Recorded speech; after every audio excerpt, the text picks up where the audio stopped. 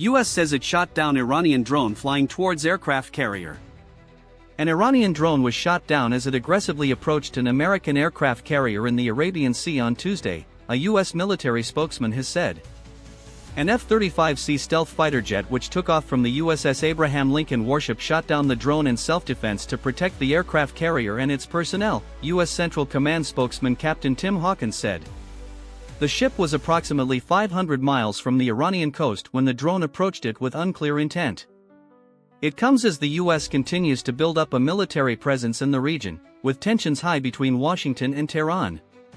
U.S. President Donald Trump has threatened to take military action against Iran if it does not negotiate an agreement to restrict its nuclear program.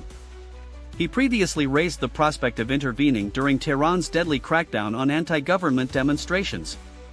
Speaking after the downing of the Iranian drone, White House Press Secretary Caroline Leavitt told Fox News that negotiations between the U.S. and Iran are still scheduled for later this week.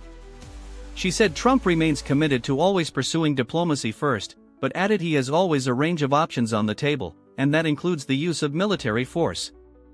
Iran's supreme leader Ayatollah Ali Khamenei has previously warned that any attack on the country would spark a regional war.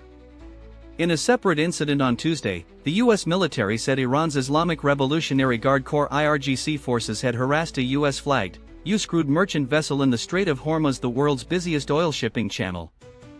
Military support de-escalated the situation and the tanker proceeded safely, Captain Hawkins said. Also on Tuesday, Leavitt said U.S. Special Envoy Steve Witkoff, Trump's most senior overseas envoy, will attend the talks on behalf of the White House.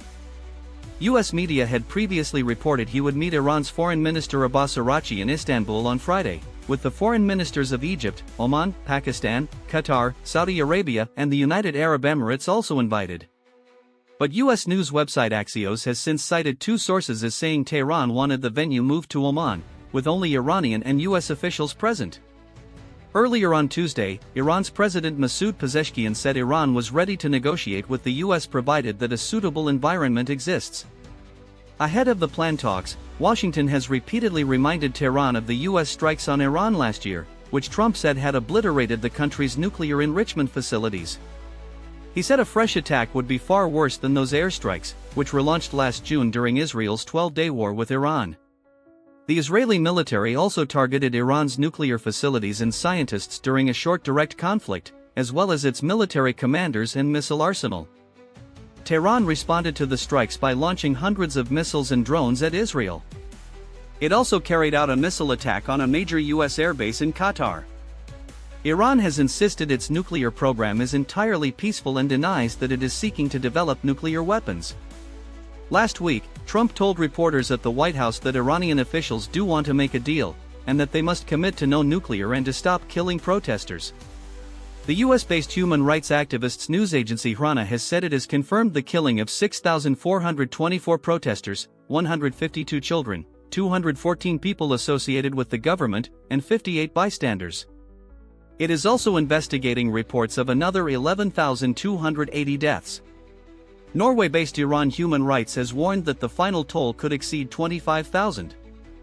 Iranian authorities have acknowledged that at least 3,117 people were killed, but said the majority were members of the security forces or bystanders killed by rioters. The unrest was sparked by anger over the collapse of the Iranian currency and soaring cost of living, but it quickly developed into demands for political change.